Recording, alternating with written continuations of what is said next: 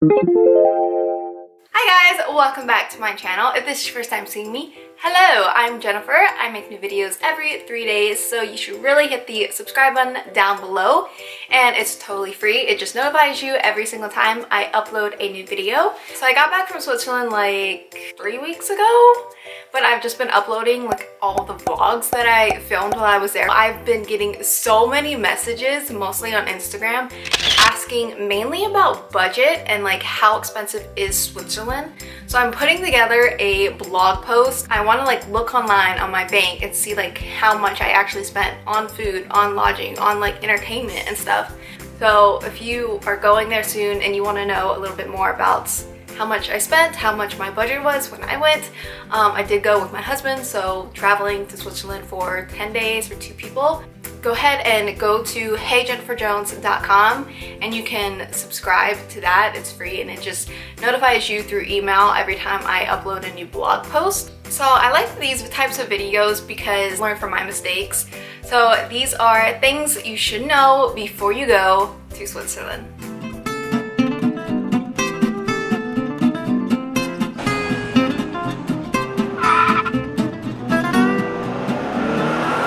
First thing is language, and me being American, I grew up only speaking English. I took Spanish. I know enough to get by in like Spanish speaking countries, but I never took French, I never took German, I never took Italian. When I was thinking of going to Europe, I was kind of just assuming that people over there, they spoke English. Switzerland was the first and so far only place that I've had trouble speaking to people. As soon as we got off the plane, we got a taxi to our first hotel and we had trouble immediately communicating. Pretty much everyone spoke German there. Not a whole lot of French, not a whole lot of Italian, not a whole lot of Spanish. It was mostly all German. I don't know, maybe it's just because I'm American, but I feel like English is the universal language now. That was just my ignorance. So if you are going there, make sure you know more than English. So my husband and I were in Switzerland for about 10 days. So that included weekends, obviously. So when we were driving around Thun on Sunday and it was time to eat, we realized, why is everything closed? Unless you went to like the tourist areas, there weren't any restaurants, the grocery stores were closed. Very hard to find food. The only place that we found food that was like not in the tourist area was like this Thai place, and we went in and sat down, looked at the menu, and it was like $30 for white rice and chicken. So we ended up driving around. Luckily, we found like this really tiny convenience store in a neighborhood and we were able to get some like bananas and hot dogs, and that ended up being our one and only meal that day because grocery stores were all closed. Gas stations, like the gas pumps, obviously you could pay with your card, but you couldn't like go in and buy any snacks. So that was really, really odd for us. It was something that we were not expecting. Not only was food difficult to find on Sunday, everything was like slowed down and it was so mellow. Like you would sit down and you would absolutely just take your time. Pretty much every single time we went out to eat, we would have to wait for our check like 30 minutes after eating. And that's just not normal for us. Like we go somewhere and we're in and out within an hour because, you know, people are like shoving you out. I feel like they're always like rushing. Or have you ever sat down somewhere and they start clearing the table and you're like, I'm still eating. Like I'll be chewing my food and yes, my plate is empty, but maybe there's sauce on it and bread and I want to like clean it up with bread, you know, and they take my plate and I'm like, I'm not done with that. In Switzerland, we did not have that problem. Our problem at restaurants were literally like, okay, when are we getting our check? Where did our person go? Which isn't a bad thing, but just know if you go there and you're going out for a quick meal, you're probably gonna be there a couple hours because there's no rush, which is so nice, so nice. So majority of the places that we've been, credit cards has been, you know, no problem to use. You can use it everywhere, pretty much. I mean, not obviously like on the Inca Trail or in the middle of nowhere, Iceland, but for the most part, you can use your card. In all the places that we've been so far, Switzerland has been the place that you need cash just for a meal. So we went to Switzerland, was that May? Yes, we went to Switzerland in May and that's considered the shoulder season. It's not the tourist season. It's right after winter, right before summer, and prices were considered cheaper. It wasn't cheap, but it was cheaper. So I usually like to go during the shoulder season just because it's, in my opinion, better. But like when we went to Iceland during the shoulder season, we had an amazing time.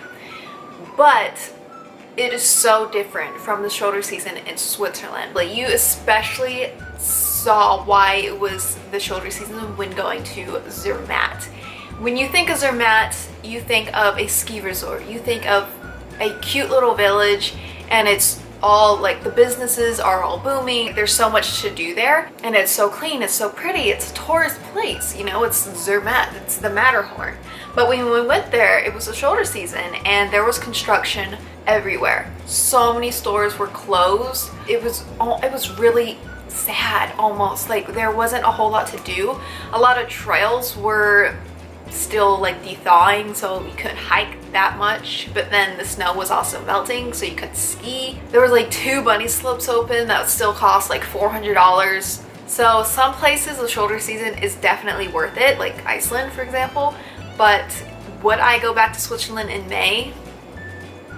So this kind of applies to everywhere that you go, but like hotels and restaurants are going to be more expensive than if you stay on the outskirts. Same applies to Switzerland. Interlaken is a very big popular place to go, and we stayed literally like 10 minutes away in this adorable town called Breens. And I have a blog post up on it. In the entirety of our trip to Switzerland, Breens was our favorite, because when you think of Switzerland, you might think of like cute little log homes and like little sheep running around and like so tiny and cute.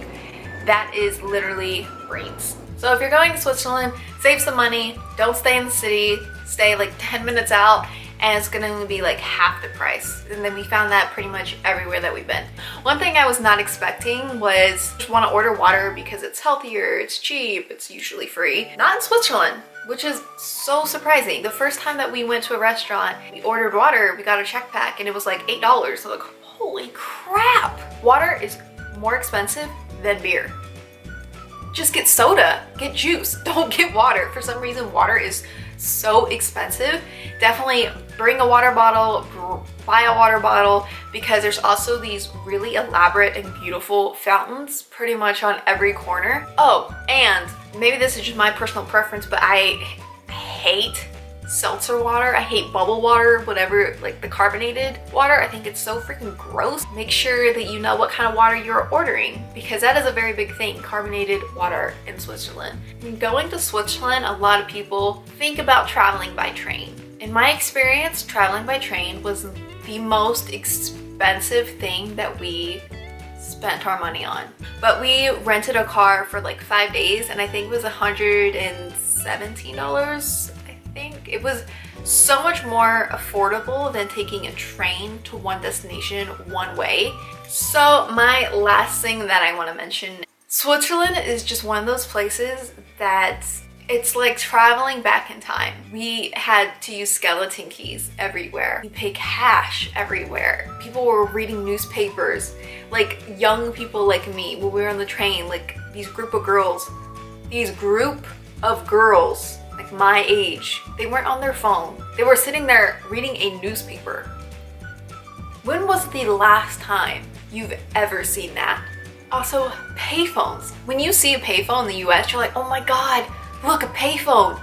There was one place that we went to and they had one of those like dial phones, you know, like, I'll insert a picture right here. But we saw that on the wall and I was like, do you think that works? Or do you think that's for decoration? We didn't go to a lot of hotels, we stayed in a lot of Airbnbs, but when we did go somewhere, we usually had to open the door with a skeleton key. Not a normal key, not a card, a skeleton key. And you never see that in the US, ever. That was my husband's like chosen souvenir. We went to a hardware store and he was like, I want to get a skeleton key. We ended up going into like the back room where they make the skeleton keys, like normal hardware stores. The employees were like so intrigued by our interest in keys. My husband ended up telling them like, oh, you never see this is so unique. And they're like, oh wow, that's really interesting. And to them, they were just like, oh, we have them for everything. That's so common here. And to us, we're just like, wow.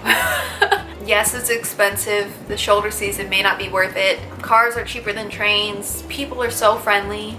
Speak German. Get ready to like see newspapers and clean streets. And it was just like so beyond different. That's all I have to say.